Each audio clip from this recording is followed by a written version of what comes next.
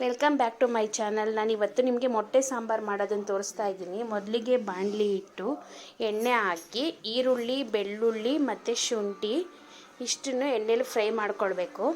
ಹಸಿ ಸ್ಮೆಲ್ ಹೋಗೋವರೆಗೂ ಚೆನ್ನಾಗಿ ಫ್ರೈ ಮಾಡ್ಕೋಬೇಕು, ಕೆಂಪಗೆ ಆಗೋ ಥರ. ಮತ್ತು ಹಸಿದು ಹಾಕಿದ್ರೂ ಚೆನ್ನಾಗಿರುತ್ತೆ, ಹಸಿದು ಹಾಕೋ ಬದಲು ಈ ಥರ ಫ್ರೈ ಮಾಡಿ ಹಾಕಿದ್ರೂ ಚೆನ್ನಾಗಿರುತ್ತೆ. ಒಂದು 4 ಹಸಿರು ಮೆಣಸಿನ್ಕಾಯಿ, ಸ್ವಲ್ಪ ಪುದೀನ, ಸ್ವಲ್ಪ ಕೊತ್ತಂಬರಿ, ಜಾರಿಗೆ ಸ್ವಲ್ಪ ತೆಂಗಿನಕಾಯಿ, 1 ಟೇಬಲ್ ಸ್ಪೂನ್ ಧನಿಯಾ ಪುಡಿ, ಸ್ವಲ್ಪ ಕೊತ್ತಂಬರಿ ಸೊಪ್ಪು, 1-2 ಇಂಚು ಚಕ್ಕೆ, 4 ಲವಂಗ, ಇಷ್ಟು ಚೆನ್ನಾಗಿ ಎಣ್ಣೆಲಿ ಫ್ರೈ ಮಾಡ್ಕೊಬೇಕು. ಫ್ರೈ ಮಾಡಿಕೊಂಡು ಈ ಹುರಿದಿರೋದನ್ನೆಲ್ಲ ಎತ್ತಿ ಮತ್ತು ಇದು ಜಾರ್ಗೆ ಹಾಕ್ಕೊಂಡು ಫುಲ್ಲು ಮಿಕ್ಸಿ ಮಾಡ್ಕೋಬೇಕು. ನುಣ್ಣಗೆ ರುಬ್ಕೊಬಿಡ್ಬೇಕು. ಸ್ವಲ್ಪ ತರಿ ಇಲ್ದಂಗೆ ನುಣ್ಣಗೆ ಪೇಸ್ಟ್ ಮಾಡ್ಕೋಬೇಕು. ಎಲ್ಲ ನೋಡಿ ಇವಾಗ ಬೆಂದಿದೆ, ಚೆನ್ನಾಗಿ ಫ್ರೈ ಆಗಿದೆ. ಇವಾಗ ಇದನ್ನೆಲ್ಲ ತಗೊಂಡು ಚೆನ್ನಾಗಿ ರುಬ್ಕೊಂಬಿಡ್ಬೇಕು ನೈಸಾಗಿ. ನನ್ನ ವಿಡಿಯೋ ನಿಮ್ಗೆ ಇಷ್ಟ ಆಗಿದ್ದರೆ ಶೇರ್ ಮಾಡಿ, ಲೈಕ್ ಮಾಡಿ, ಸಬ್ಸ್ಕ್ರೈಬ್ ಮಾಡಿ ಫ್ರೆಂಡ್ಸ್. ನೋಡಿ ಎಲ್ಲ ಚೆನ್ನಾಗಿ ಫ್ರೈ ಆಗಿದೆ.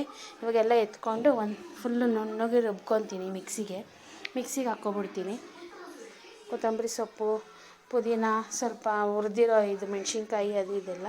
ಮತ್ತು ಈ ಕಡೆ ಗ್ಯಾಸ್ ಆನ್ ಮಾಡಿ ಪಾತ್ರೆ ಇಟ್ಟು 1-2-3 ಟೇಬಲ್ ಸ್ಪೂನ್ ಎಣ್ಣೆ ಹಾಕಿ, ಸಾಸಿವೆ, 1 ಈರುಳ್ಳಿ ಕಟ್ ಮಾಡಿಕೊಂಡು, ಸ್ವಲ್ಪ 4-5 ಎಲೆ ಕರಿಬೇವಿನ ಸೊಪ್ಪು ಹಾಕಿ ಒಗ್ಗರಣೆ ಹಾಕ್ಕೊಂಡು ಈ ರುಬ್ಬಿರೋ ಮಿಶ್ರಣನ ಎಣ್ಣೆ ಚೆನ್ನಾಗಿ ಫ್ರೈ ಮಾಡ್ಕೋಬೇಕಾಗುತ್ತೆ.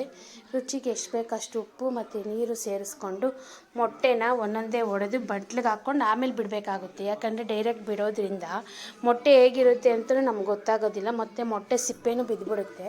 ಅದು ಬಿದ್ದಿರೋದು ಬಾಯಿಗೆ ಸಿಕ್ಕಿದ್ರೂ ಚೆನ್ನಾಗಿರೋದಿಲ್ಲ. ಬಾಯಲ್ಲಾಗಿ ಸಿಕ್ಕಿದ್ರೂ ಚೆನ್ನಾಗಿರೋಲ್ಲ ತಿನ್ನೋದಕ್ಕೆ. ಮಕ್ಕಳು ಬೇರೆ ತಿಂತಾರೆ, ಗಂಟ್ಲಲ್ಲಿ ಸಿಕ್ಕಾಕೊಂಡ್ರೆ ಮತ್ತೆ ಪ್ರಾಬ್ಲಮ್ಮು.